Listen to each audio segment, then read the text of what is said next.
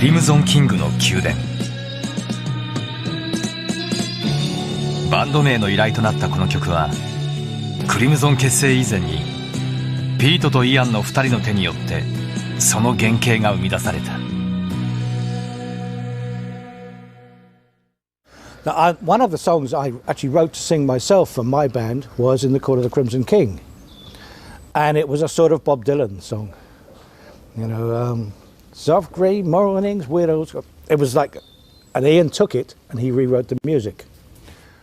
You know, I think very often the best things come pretty quickly, and you know, luckily that came, and it's, you know, became quite well known. He had written on, you know, in a sort of a folky, Donovan-esque, early Bob Dylan style, you know, little folksy song. But essentially, I threw out his music, and I rewrote the music. Although you know, the words were already written, we kept those exactly the same. But I wrote it on guitar actually.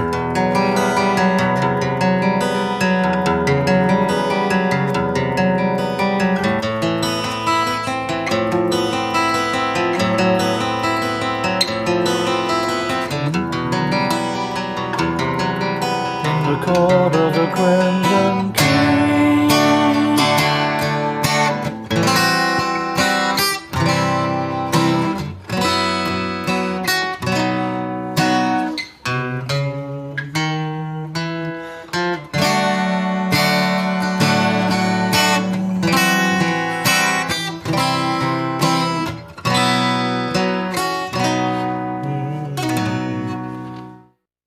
You know, I used that on the middle section called the Crimson King. So then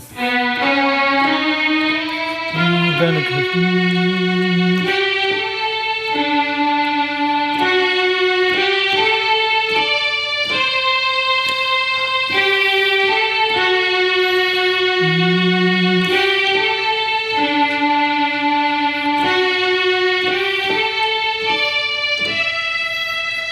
back now.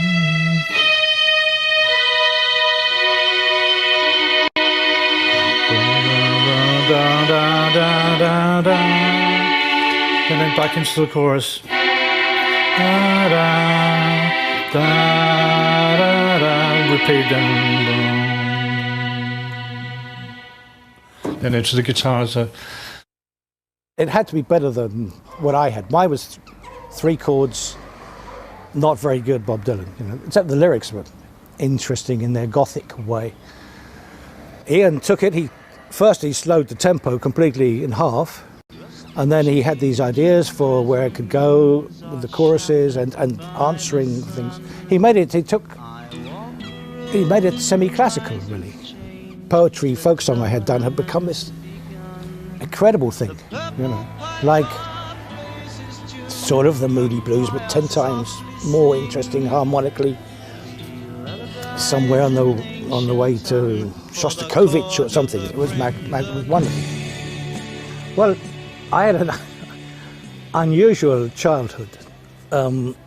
My mother was a bisexual communist, and she sent me to a private school, so I would have the education she didn't get. And she was an angry person, and yet she had a business. She was a hairdresser, but she was always on a march for this or complaining. She hated injustice. So I learned that from her, and yet I had a very good English education. And because I didn't have a father, the school was my father's. And so there must be some of that in my words, and therefore I think there's quite a lot of the music. I like Soft Grey Mornings, Widows Cry. The Wise Men Share a Joke, Run to Grasp, Divining Signs, Satisfy the Hoax. It's just that thing from Apocalypse Now, from when the fields and the mist, but every battle scene throughout history there's been a sad thing where the old ladies or the women go finding the dead people. I particularly like that. On soft grey mornings widows cry, the wise men share a joke.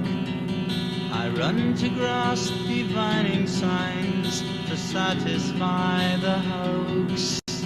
The yellow jester does not play, but gently pulls the strings. He smiles as the puppets dance in the court of the crimson.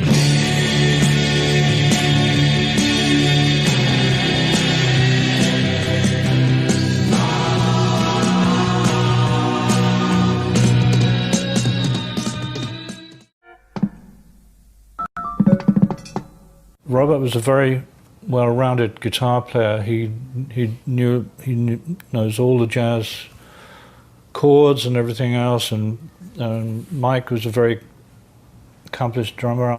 I probably brought in most of the classical leanings, or elements.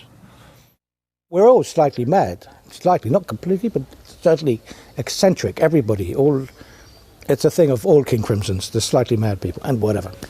But that's what made the music, was the frustrations and the slight eccentricity and the desire to do something that was as good as the Beatles, that was interesting, that was unusual, that had the harmonic interest of jazz, but with rock underlying feelings, with strength to it. So it wasn't going to be da-da-da-da-da-da, it was going to be da-da-da-da-da, if that makes sense.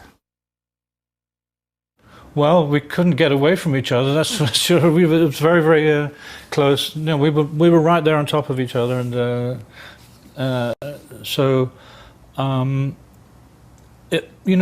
was very, very purposeful. The rehearsals, and I'm very fond of saying that there was no bickering or arguing, as far as I remember, at all. We all knew what worked and what didn't work, and if someone had an idea, it was in, or we didn't use it. But there was never any competition about, I've got to get my little piece of music into this song, and there was no bickering in that sense. We just contributed ideas, and we just moved on. And we needed a name, and no one was really coming up with a name. We needed a name very quickly, because we had a gig, our very first gig to do, and we wanted to be called whatever we were going to be called. And I'd been, since I was supposed to be good at this, thinking of names and ideas with words. And I was looking at things like Led Zeppelin, The Who. I could see it had to be something powerful. And I thought, actually, if we take that from the song and just call it King Crimson, that's pretty powerful. And it isn't the devil, it isn't Beelzebub, but it's arrogant, and it's got a feeling of darkness about it, and gothic. That applies to the harpsichord sound on Court of the Crimson King as well, which is very distinct. It makes it, in my opinion, makes it a very distinctive sound, and that was purely by chance that there was this electric harpsichord in the studio.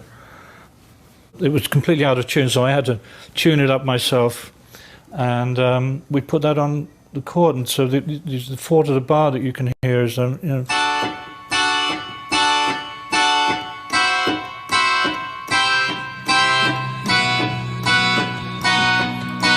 Now that, to me, that's part that just create. What's the word?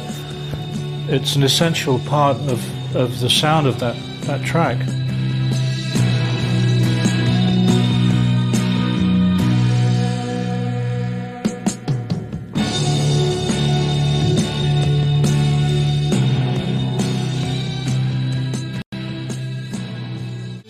We did the whole album in 11 days, and that's including, mixing and everything else. At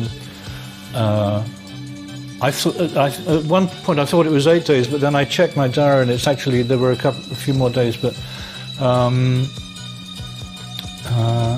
which is no time at all really these days. It's been my whole career I've been trying to get better than that, which occasions I like to think I have.